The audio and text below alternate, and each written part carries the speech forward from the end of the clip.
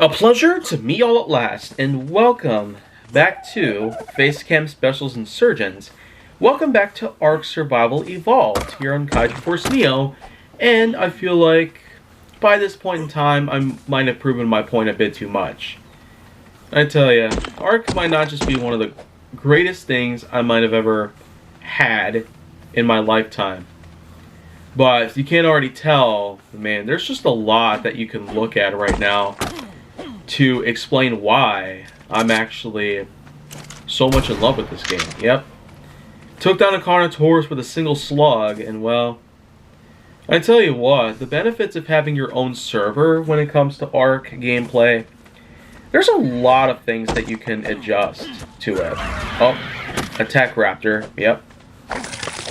Yep. Let's go ahead and collect all the good stuff, including the dust, the oil, the electronics, and all that. Scrap metal and all that. Yeah. Collecting a lot of stone and a lot of metal out of these rocks. These giant boulders that are scattered all over the land.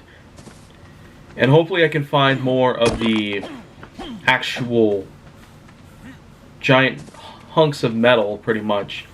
But those can typically be found on the mountainside, which they're sort of in like a goldish tint in a way. Like actual gold. See, like this, pretty much. Mostly found in the mountainsides, or just even straight up on a mountainside. I mean, that's where you can find them the most. And this map itself that I'm currently on does have a lot of ways that you can, in fact, have mountainsides close by. So this way you won't have to worry about some sort of shortage. And well, yep, kill the Pachycephalosaur, which is the bonehead. And well, here's another giant boulder which I can harvest some stone out of, and I am gonna need whatever stone I can get. Yep, certainly killing whatever kind of bugs could be in the air, whatever kind of creatures could be land dwelling or sea dwelling. And well, if you've seen Facecam Specials Insurgence before on another time where I played Ark recently, I've actually shown off some creatures that I've actually tamed. I've tamed a lot of animals on this exact server, including a T-Rex, Carnotaurus, Argentavis, Raptor, Direwolf, and even a couple sea creatures like a Megalodon, and I'm sure it was a Dunkleosteus. Probably, yeah, that's probably what it was. I might have to get another look. If it's not a Dunkleosteus, then, well, I guess I'll find out at some point.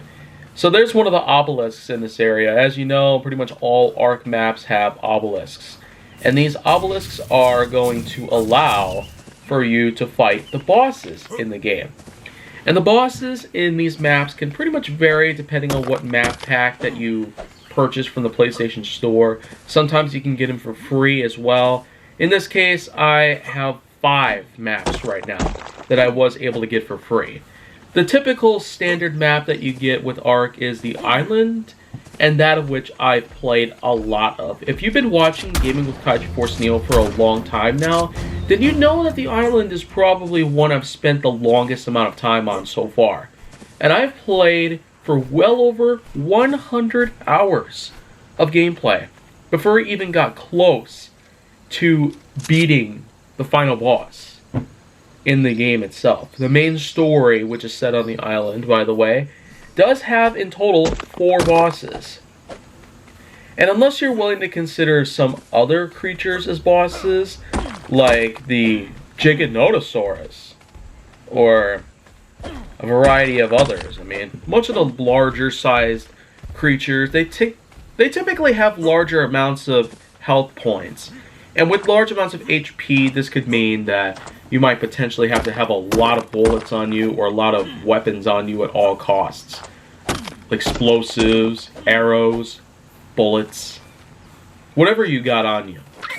Also be sure to have a lot of food and craft and a lot of medical supplies and other tools and materials that will be necessary, not to mention armor. You're going to need a lot of that too.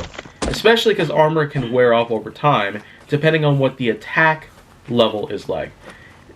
Damage points, pretty much, they aren't necessarily up at the top because I've modified this exact server of mine just so it would be almost impossible for anybody to kill me. And well, after all, I am in fact spending a lot of time killing creatures, but at the same time I'm also gathering up what kinds of materials I got. And probably what I will do in the future is perhaps set some of the difficulty levels, the switches and whatnot, to a point where I could play at a nice, moderate to challenging level.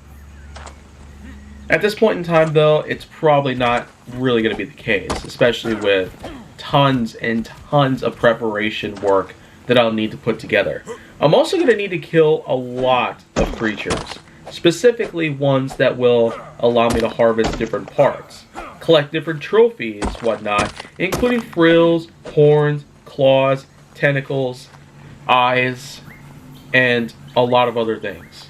This way, I will be able to put these in as tribute tokens towards the obelisks. And with their menus full, I can then select what difficulty of boss that I want to set at. Their difficulty ranges from alpha to beta to gamma.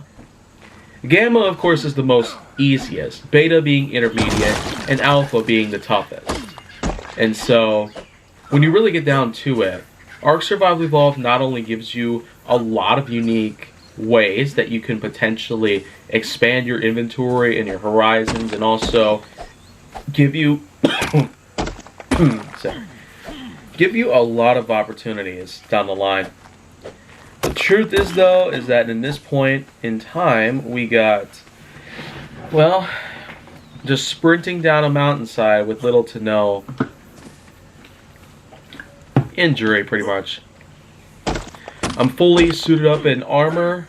I've got some metal pickaxes and hatchets. And then, of course, well, there's lots of boulders that I'm pretty much just harvesting rock, metal, flint, and sometimes other materials will pop out of them as well, depending on what I go to. And there, of course, are a lot of biomes that you can pretty much put together. I probably should mention real quickly that, well, in case you have not already known about this, Ark Survival Evolved, according to most, by today's standards, is simply Minecraft, just with better graphics. Graphics, of course, that have a bit more of a realistic sort of appearance to them, and therefore a bit more of a higher appeal to most people who might not feel as obligated to play something that has a bit more of a retro sort of feel to it, or a simplicity sort of factor. Because in this exact case, we have a game that looks very real. Probably one of the realest looking things in the world that I might have seen. Other than Quantic Dream or Naughty Dog games, like Detroit Become Human, Uncharted, and The Last of Us Part 2. And that pretty much just goes without saying that a lot of other games have tried to have some realistic looking graphics just to make them look nice. But you know what they say, graphics don't matter much if the game plays well. And aside from the graphics sort of appeal that comes down to me, because I embrace reality as I know it, I know that this game plays well. But you know what? It's time for me to move on again. See ya.